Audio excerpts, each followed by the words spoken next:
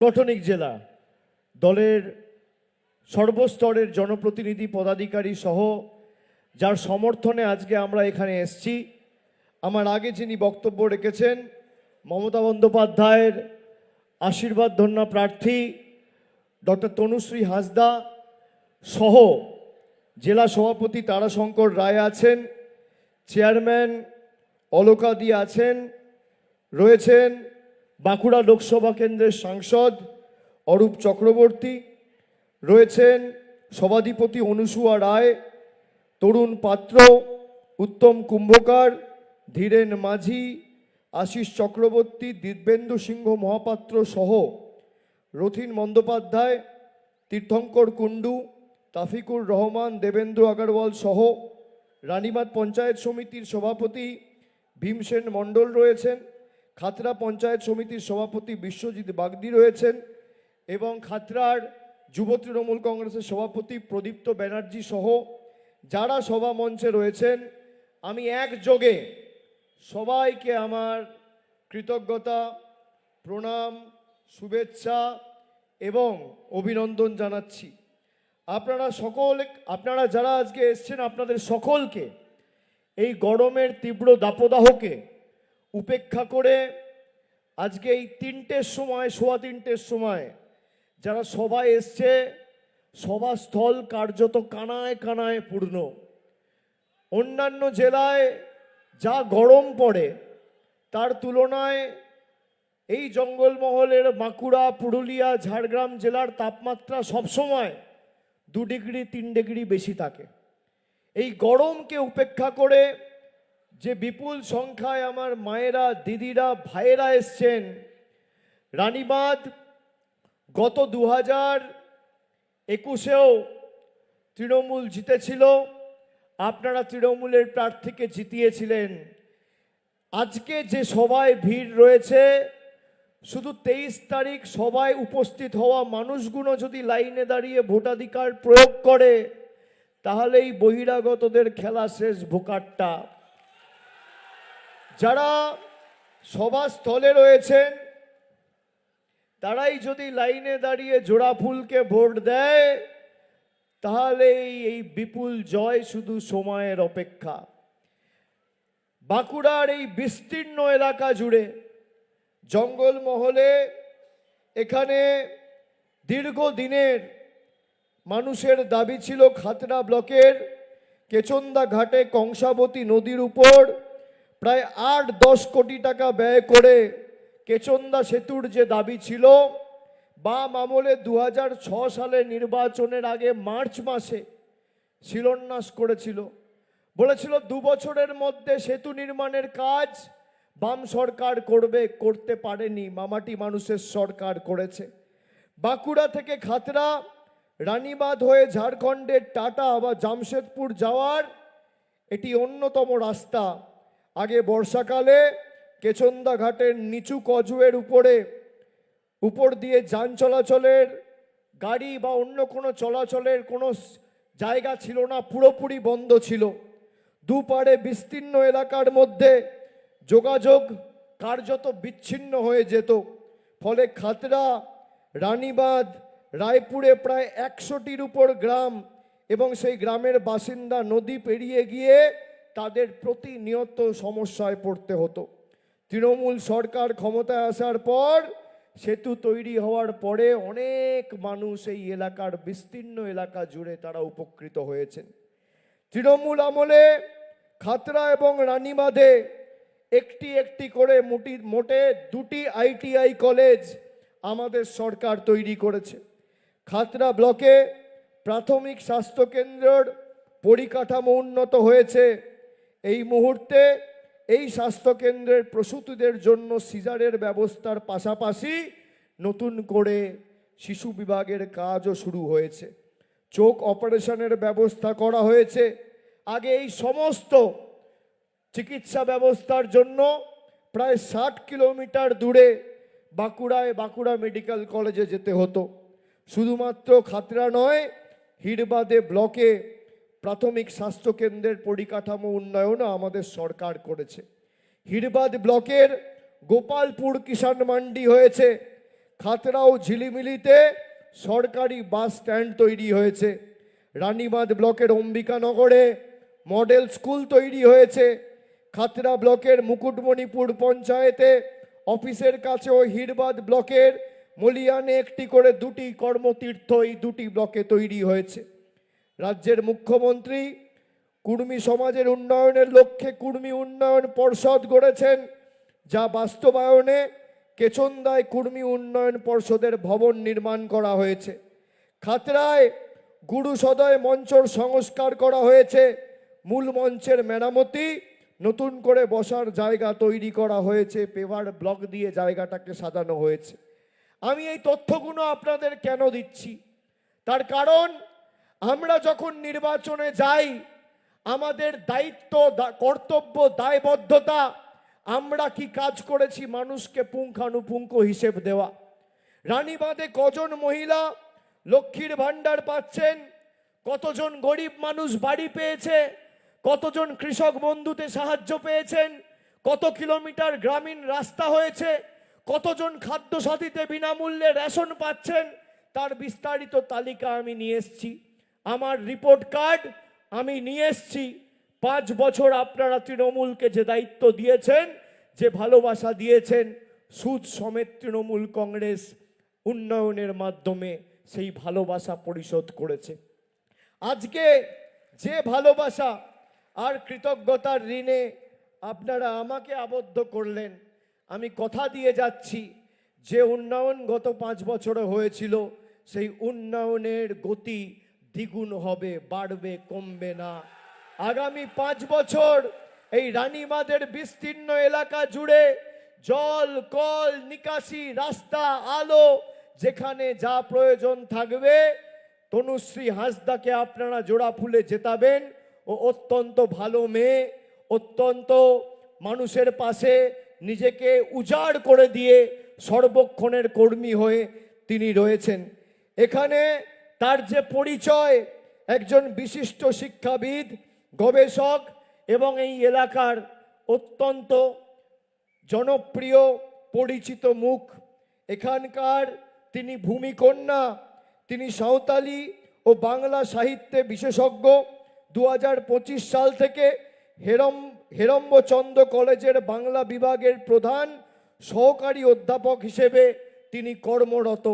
এর আগে 2009 সালে তিনি ছেদাপাথর SKST স্কুলে শিক্ষকতা করতেন। অন্যদিকে বিজেপির যিনি প্রার্থী, 2016-তে হেরেছে, 2021-এ হেরেছে, আবার 2026-এ হারতে চলেছে। যারা রাজনীতি করেন তারা জানেন, এক প্রার্থী যদি 2বার হারে তার দাঁড়াতেও লজ্জাবোধ হয়, কিন্তু তিনি আবার দাঁড়িয়েছেন। আমরা ছোটবেলায় যখন পড়াশুনো করতাম, আমরা দেখতাম এক ছাত্র যদি ক্লাসে 1বার ফেল করে, 2বার ফেল করে, 3বার ফেল করে, 1বারের পরে হয়তো তাকে ওয়ার্নিং দেওয়া হয়, কিন্তু পরপর 2বার আর 3বার ফেল করলে ট্রান্সফার সার্টিফিকেট দিয়ে স্কুল থেকে বহিষ্কার করা হয়।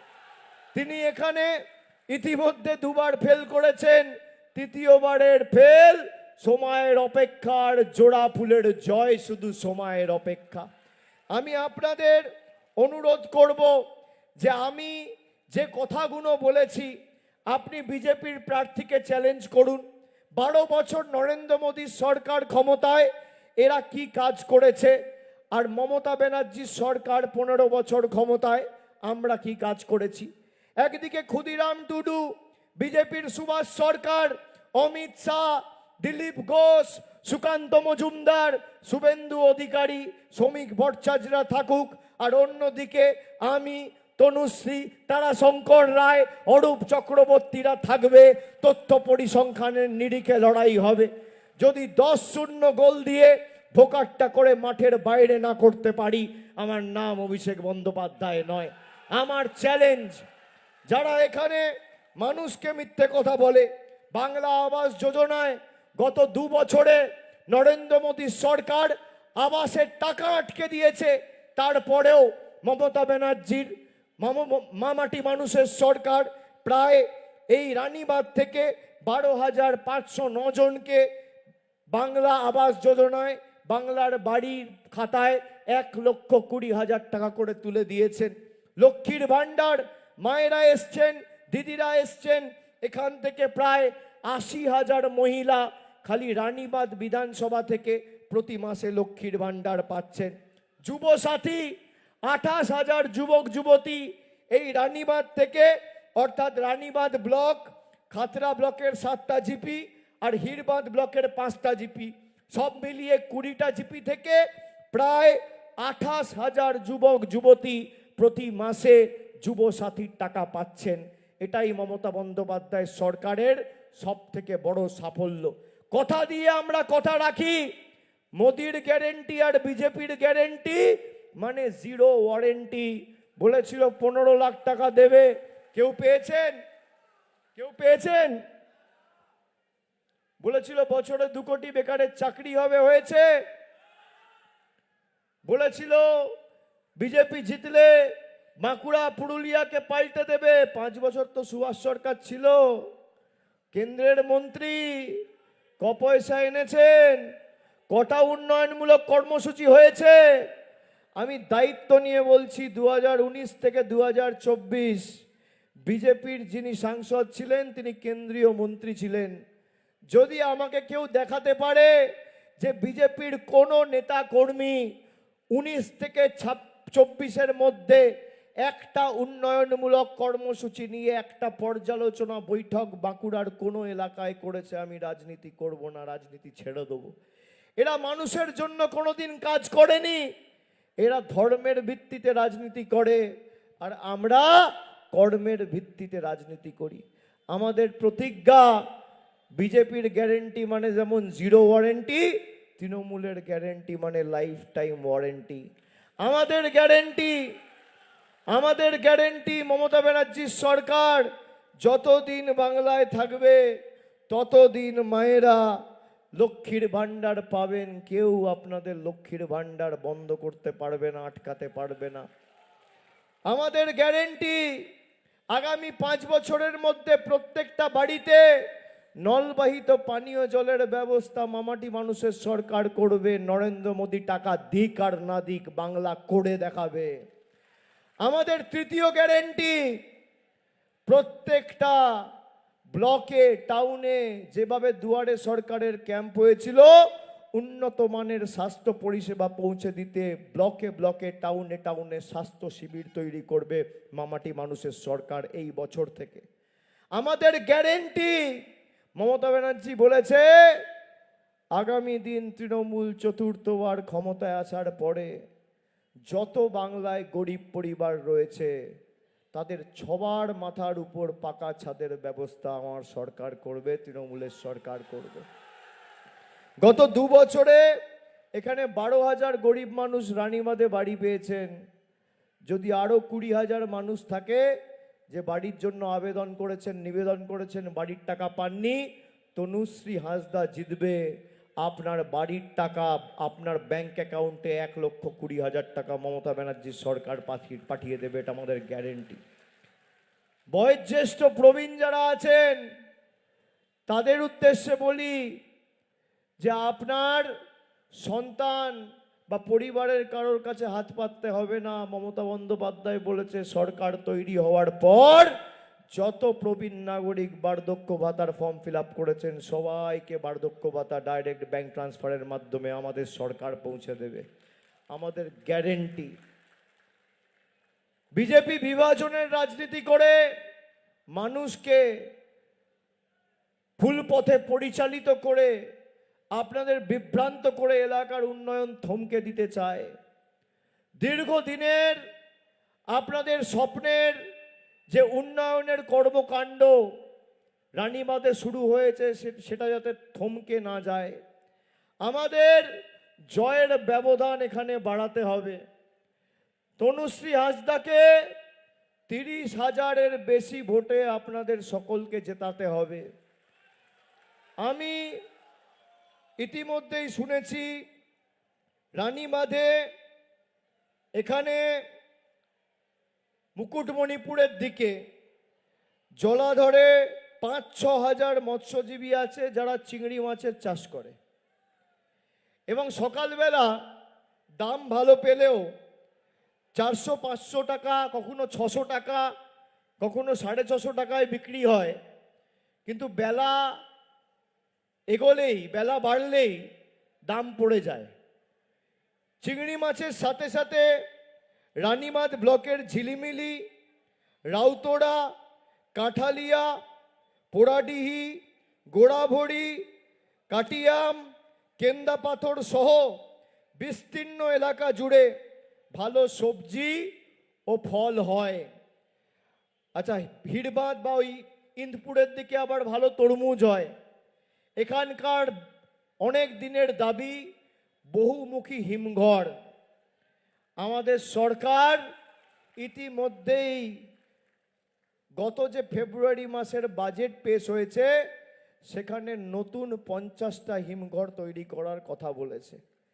30,000 কোটি টাকার আলাদা কৃষি বাজেট প্রতি বছর পেশ করার কথা ঘোষণা করেছে। আমি কথা দিয়ে যাচ্ছি, তনুশ্রী হাঁসদা জিতবে, 3 মাসের মধ্যে হিমঘর তৈরি হওয়ার কাজ মামাটি মানুষের সরকার এখানে তৈরি করবে।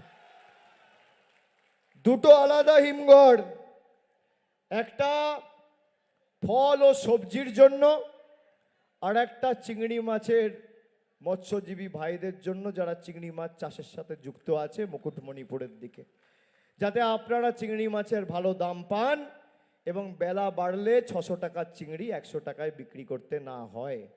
এই প্রতিশ্রুতিগুলো আমি আপনাদের, প্রতিজ্ঞাগুলো, শপথগুলো আমি দিয়ে যাচ্ছি। আমি কথা দিলে কথা রাখি, আমি ভেবে কথা বলি, কথা দিলে কথা রাখি। আমি মায়েদের বলবো, বিজেপির বিভাজনের বিরুদ্ধে আমাদের আগামী দিন রায় দিতে হবে। এরা দেখেছেন, বলেছে অভিন্ন দেওয়ানি বিধি নিয়ে আসবো। অভিন্ন দেওয়ানি বিধি কি? অভিন্ন দেওয়ানি বিধি যদি বাস্তবায়িত হয়, যাকে ইংরেজিতে বলে ইউনিফর্ম সিভিল কোড। অভিন্ন দেওয়ানি বিধি এমন একটা বিধি যেখানে সব থেকে বেশি ক্ষতিগ্রস্ত হবেন তপশিলি, জনজাতি, মূলবাসী, আদিবাসী ভাইয়েরা, মায়েরা। আপনার খাদ্যাভ্যাস থেকে শুরু করে পুজো করার রীতি পদ্ধতি, নিয়ম কানুন, আদিবাসী মায়েদের ভাইদের জন্ম মৃত্যু বিয়ের যা নিয়ম সব পাল্টে দেবে। আপনারা আপনাদের ধর্ম পালন করতে পারবেন না। এই হচ্ছে অভিন্ন দেওয়ানি বিধি। যারা আদিবাসী দরদি বলে নিজেদের দাবি করে, জেনে রাখুন, যারা রামের রাজনীতি করে, অযোধ্যায় রাম মন্দির যখন উদ্বোধন হয়েছিল, একজন আদিবাসী আর তপশিলি মাকে বা বোনকে বিজেপির কোনো নেতা আমন্ত্রণ জানিয়ে ডাকেনি। মতুয়া ভাইয়েরা রানাঘাট বনগা থেকে কাঁধে করে জল বয়ে নিয়ে গেছিল, কুকুরের মতো দুর্ব্যবহার করে রাম মন্দিরের গেট থেকে বাইরে বার করে দিয়েছে। এই হচ্ছে বিজেপির আসল চেহারা। এদের থেকে সাবধান। তৃণমূল যদি ক্ষমতায় থাকে আর পুনরায় রানীবাঁধে যেতে, আপনার সুরক্ষা আপনার সুরক্ষিত থাকবে, আপনার অধিকার সুরক্ষিত থাকবে। আর বিজেপি জিতলে আপনার অধিকার থেকে আপনি বঞ্চিত হবেন। স্বাধীনতার ৭৯ বছর পরে মানুষকে লাইনে দাঁড়িয়ে নাগরিকত্বের প্রমাণ দিতে হচ্ছে। যারা 2019 সালে ভোট দিয়ে সুভাষ সরকারকে নির্বাচিত করেছিল, সুভাষ সরকারই তো মোদির প্রতিনিধি। বাঁকুড়া রানীবাঁধের মানুষ যদি অবৈধ হয়, তাহলে সুভাষ সরকার, নরেন্দ্র মোদী কেন অবৈধ হবে না? এই প্রশ্ন তো সাধারণ মানুষের মনে উঠছে। আমরা অবৈধ আর দিল্লির জমিদাররা বৈধ। যারা আমাদের বাংলাদেশি বলেছে, আমরা মাছ মাংস খাই বলে আমাদের অপমানিত করেছে, আমরা বাংলায় কথা বলি বলে আমাদের বাংলাদেশি বলেছে। কারা মাছ মাংস খান? একটু হাত তুলুন তো, একটু হাত তুলুন। কারা মাছ মাংস খান? বিজেপির বিহারের উপমুখ্যমন্ত্রী বলছে মাছ মাংস বিক্রি করা যাবে না। আমি জিজ্ঞেস করতে চাই, রানীবাঁধ, খাতড়া, সারেঙ্গা, ইন্দপুর, রায়পুর, তালডাংরা, সালতোড়া কি খাবে? বিজেপি ঠিক করবে? মধ্যপ্রদেশের বাবারা ঠিক করবে? না বাঁকুড়ার মানুষ ঠিক করবে? কারা ঠিক করবে? কারা ঠিক করবে? আমরা আগামী দিন চৌঠা মে জেতার পর আমি কথা দিয়ে গেলাম আপনাদের এই দুটো হিমঘরের দায়িত্ব প্রতিশ্রুতি, এই দায়ভার আমার। আপনি এই দুটো ছেড়ে দিন। 12,000 গরিব মানুষ বাড়ি পেয়েছে। নরেন্দ্র মোদী সরকারের 10 পয়সা সাহায্য ছাড়া আগামী 30,000 গরিব মানুষ আগামী দিন 5 বছরের মধ্যেই রানীবাঁধে বাড়ি পাবে যদি তনুশ্রী জেতে। লক্ষ্মীর ভান্ডার আজীবন থাকবে।